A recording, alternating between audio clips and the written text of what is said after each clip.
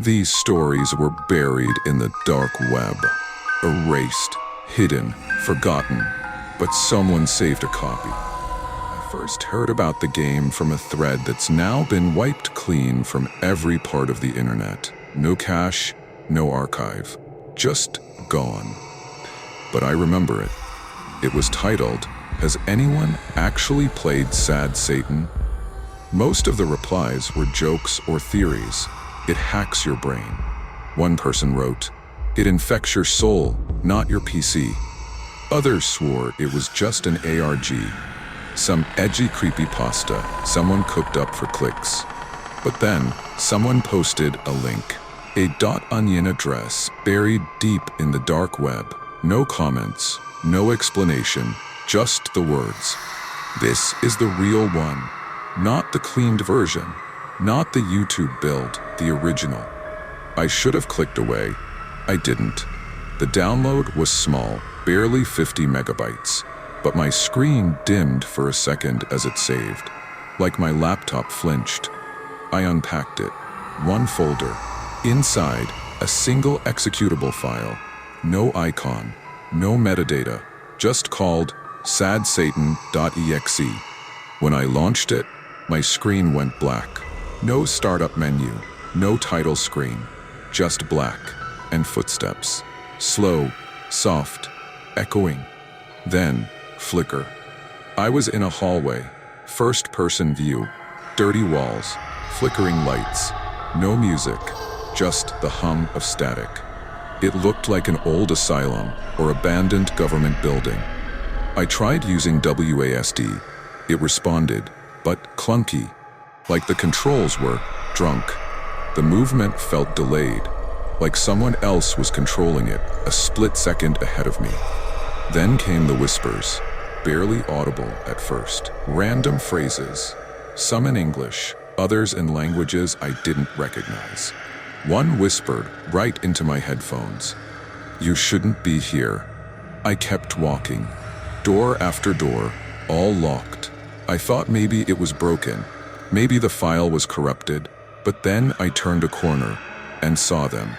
Figures, human-shaped, motionless, facing the walls. Their bodies twitched unnaturally, like someone had spliced broken animation frames into their code. No faces, just blurred flesh. One had antlers, another wore a suit but had no arms.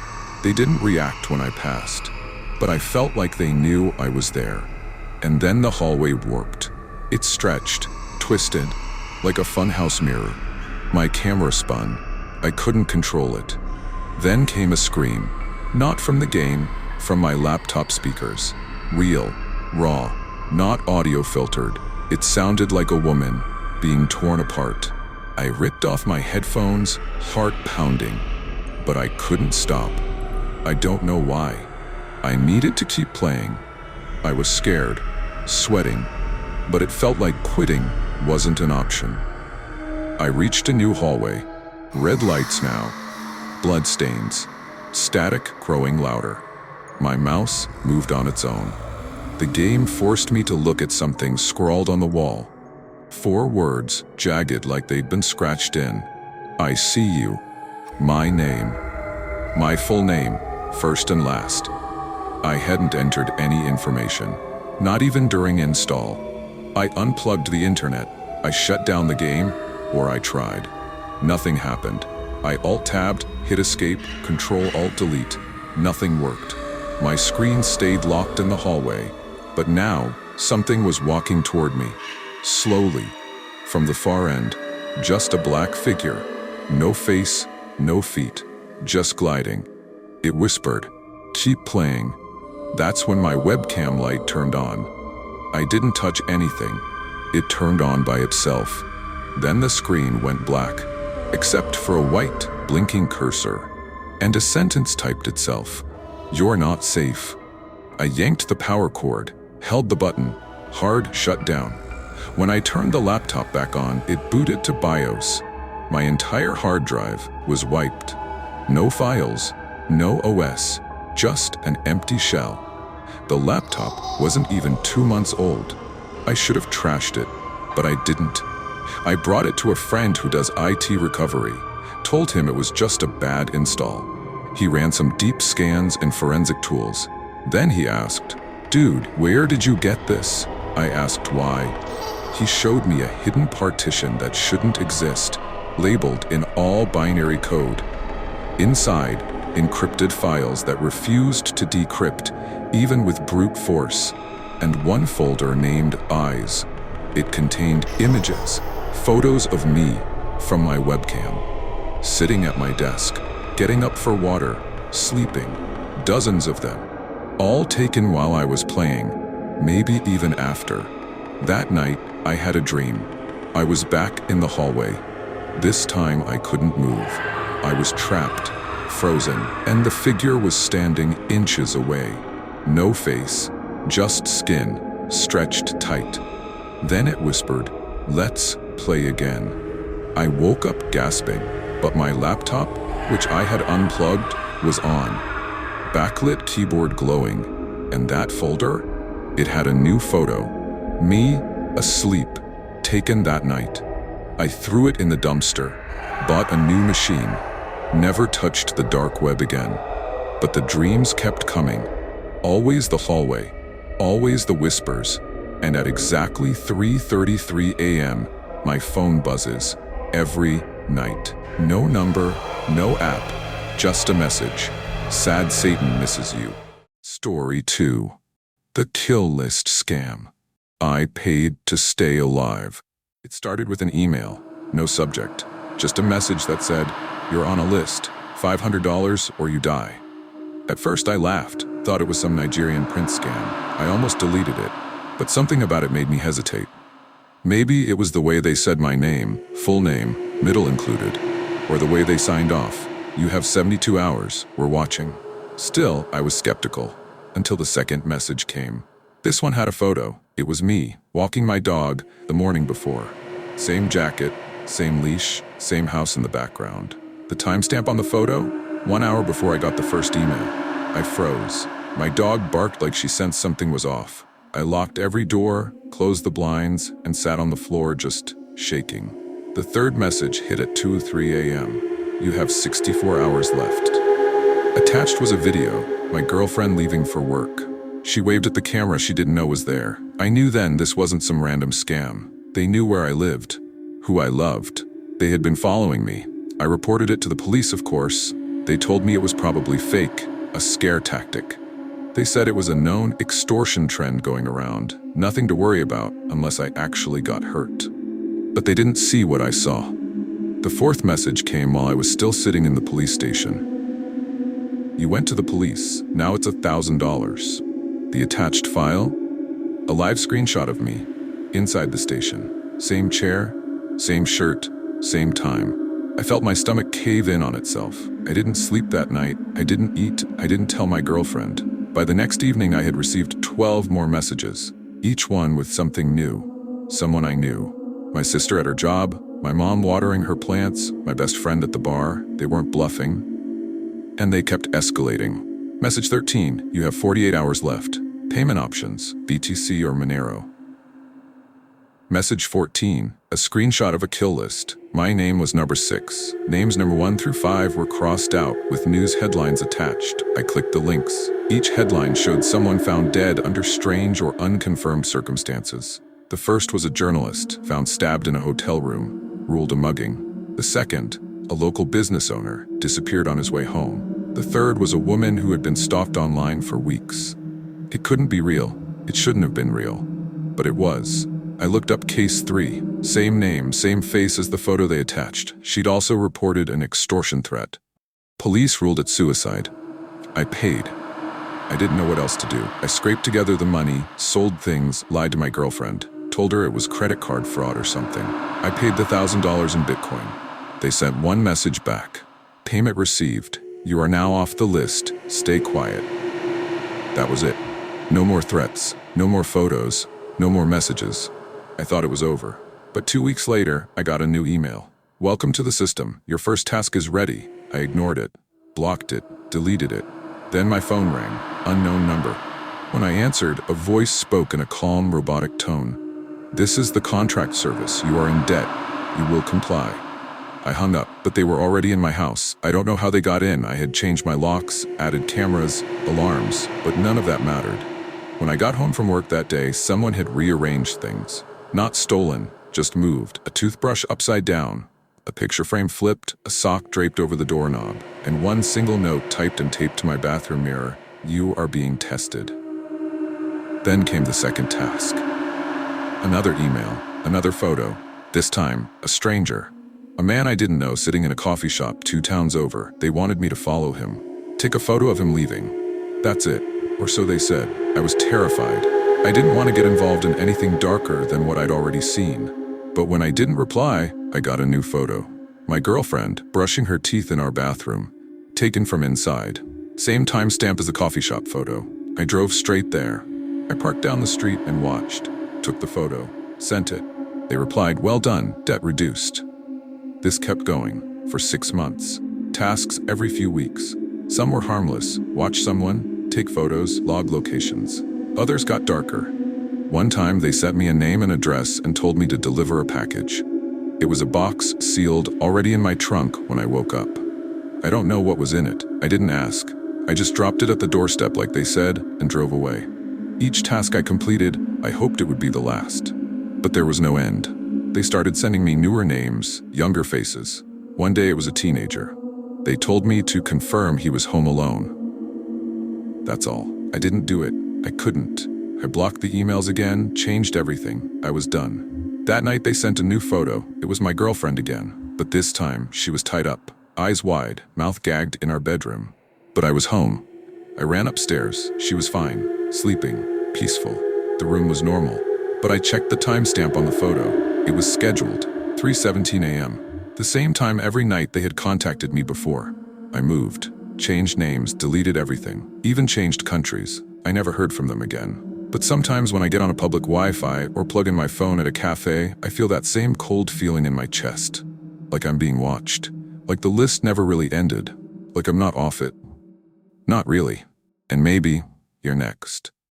Story 3. The Double Life of Matthew Falder. Predator in disguise. He wasn't the kind of monster you expected. Matthew Falder had a PhD. He lectured at Cambridge. He studied geophysics, ancient landscapes, shifting Earth, the deep history of the planet. To most, he was quiet, polite, a little awkward, but never threatening, never dangerous. He blended in like wallpaper. Unremarkable, forgettable. That's what made him perfect. Because beneath the soft voice and tweed blazers was a predator. A predator who didn't kill his victims in the traditional sense. No, he broke them slowly, from the inside out. It started with a post. A woman pasted a nude photo of herself online, willingly, carelessly, like thousands do every day. She thought it was anonymous, but Matthew found her, and he messaged her using one of his hundreds of fake identities. He pretended to be a woman, friendly, supportive, then sympathetic. He said, "Hey, I found your photo. Some really sick people are sharing it on the dark web. Want help getting it taken down?" She said yes. That's when the hook sank in. Because Matthew was the one who'd posted it, and now he had her trust. He asked for another photo, then a video, then more, always pretending it was to help. But when she tried to stop, he turned. His messages changed overnight. No more kindness, no more lies, just threats. "I know where you live. I'll send your pictures to your parents, your boss, your school. I'll ruin your life." She begged. He sent a list of demands, each one worse than the last. Take photos doing humiliating things. Hurt yourself. Hurt someone else. Say things on camera you'd never imagine. He wanted to see her break. And he did. But she wasn't the only one. Not even close. The more investigators dug, the deeper it went. Matthew wasn't just blackmailing one person. He had dozens, maybe hundreds, mostly women. Some were children. He didn't just find victims on adult sites. He crawled through forums, chat rooms, Facebook groups, homework help boards, anywhere someone was vulnerable. And then he became what they needed: a friend, a tutor, a fellow sufferer, a savior. He would listen, comfort, then offer a solution. And once he had one photo, one secret, it was over. He used dozens of aliases: Evie, Liz, Dom, 666, Master. His most twisted persona? In the Garden. That name became infamous in hidden corners of the web. He was a moderator on brutal forums, places where torture wasn't fantasy, it was goal-oriented. He created and shared tasks, lists of things victims had to do to themselves. Film it, upload it, repeat. And these weren't adults pretending. Some were 13, some younger. The horror didn't stop with blackmail. Falder wanted his victims to suffer. He told a teenage girl to record herself eating out of a dog bowl. Another, to smear herself with feces. He convinced one girl to record herself begging for mercy, then made her send it to her parents, just to watch her panic. And all the while, he never laid a finger on them.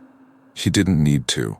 He was the demon in their inbox, the voice that whispered, "Do this, or I destroy you." And they listened, because they were terrified.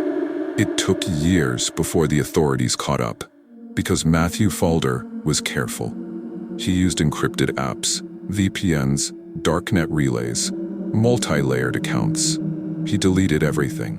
He never used his real name, and he never once accessed anything from his home or university IP. But in 2015, a message slipped through. One of his victims, barely a teen, managed to speak up. Her story reached the UK's National Crime Agency. At first, they didn't know who they were chasing, only that he was smart, patient, and worse than most. They dubbed him the worst online predator they'd ever seen. The FBI, Europol, GCHQ, him all joined the hunt. They traced his digital footprints across 9 countries. Thousands of hours, hundreds of fake accounts, dozens of identities, but eventually, one mistake cracked it open. A message he thought was secure wasn't. They followed the trail, and it led to Cambridge. When they arrested him, he didn't cry, didn't scream, didn't say a word, just looked disappointed, as if we had ruined his game. Investigators searched his computers. What they found broke them. Over 88 victims, thousands of images, videos, private logs. He kept everything organized, cataloged, labeled. Some files had scores next to them, as if he were rating the pain. And tucked in one folder was a message, written in plain text. It read, "They always break eventually. You just have to know where to push." In court, his victims gave statements. One woman said, "He made me believe I wasn't a person anymore. Just a thing, a broken thing." Another, "I considered killing myself. I thought it was the only way out." One girl attempted suicide. Another was hospitalized for self-harm. They weren't just manipulated. They were tortured. Psychologically, emotionally, digitally. All by a man who never left his office. The judge sentenced him to 32 years in prison. No parole, no chance of early release. He was the first in the UK ever convicted as a hardcore offender, someone who orchestrates abuse without physically touching the victims. His crimes were called depraved, sadistic, and beyond comprehension. And yet, the internet never forgets. His aliases still float in deep web circles. His old tasks still get shared. Some say people still try to imitate him. Like a blueprint, a dark legacy. But the scariest part? He wasn't a monster in the shadows. He was a scholar, a boyfriend, a man with a LinkedIn, a polite neighbor who watered his plants and helped students with calculus, a predator in disguise, and maybe there are more like him, watching, waiting. All they need is one photo, one mistake, one moment of trust, and the game begins. Story 4. Chloe Ayling, the girl auctioned on the dark web. She thought it was just another modeling gig, a routine flight, a photo shoot in Milan, a few hours of posing, then back home to London. That's how it was pitched. The email was professional. The agency was legit, or at least looked like it. Her manager confirmed the job, even booked her flight. Everything felt normal, but what Chloe Ayling didn't know was that she had just accepted an invitation to hell. She arrived in Milan on July 10, 2017. Alone, a man was waiting at the airport with her name on a sign. He looked like any assistant, quiet, polite, just doing his job. He drove her through the city, down side streets, then into an industrial neighborhood, far from where the shoot was supposed to be. The car stopped outside a gray building. He told her the studio was inside. She stepped through the door. The world went black. A hand smothered her face. Another jabbed her in the arm. She felt the sting of a needle. Then everything went silent. When she woke up, she was on the floor.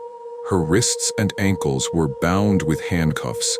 She was stuffed inside a zipped duffel bag. She couldn't move, couldn't scream, could barely breathe. She wasn't in a studio. She wasn't in Milan anymore. She was in a locked room, miles away, hidden in a farmhouse in the countryside, and someone was watching her. Over the next 6 days, Chloe lived a nightmare. One of her captors was a man named Łukasz Herba. He spoke calmly, casually, as if kidnapping her was just business. He told her she had been taken by a group called Black Death, an international organization that specialized in human trafficking and live auctions on the dark web. Chloe was now a product.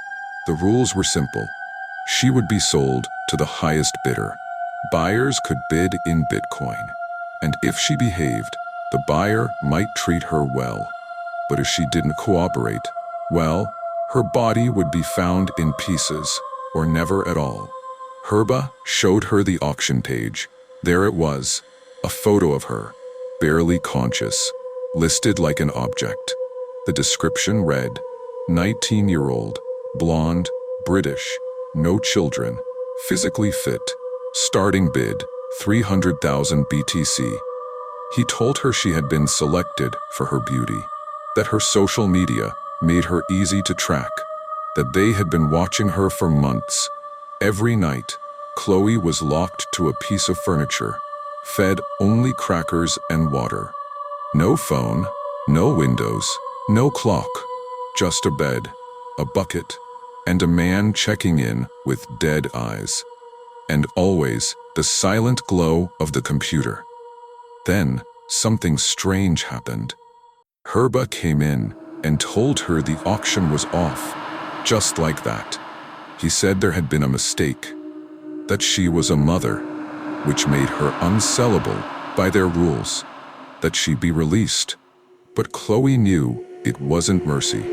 Something had changed, and she didn't trust it.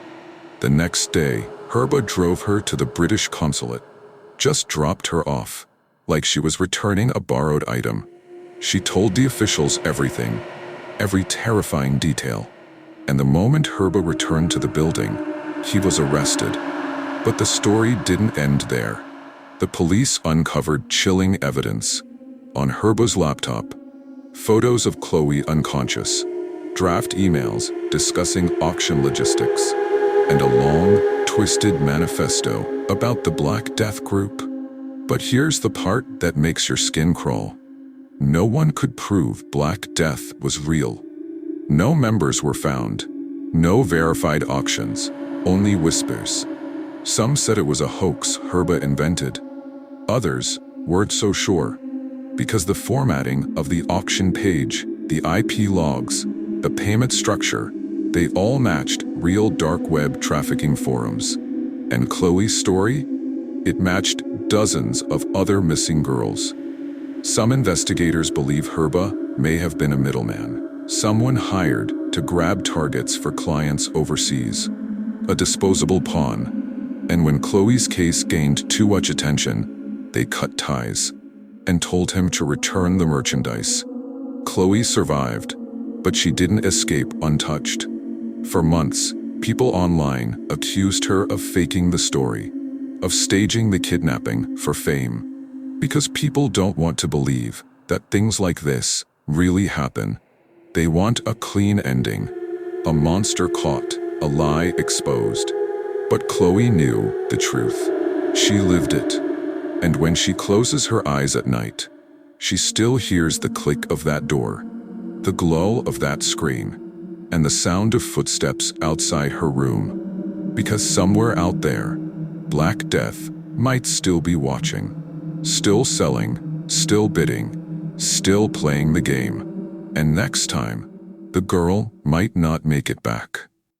They tried to delete these stories. They failed because someone always saves a copy. You just saw 4 of them. There are more.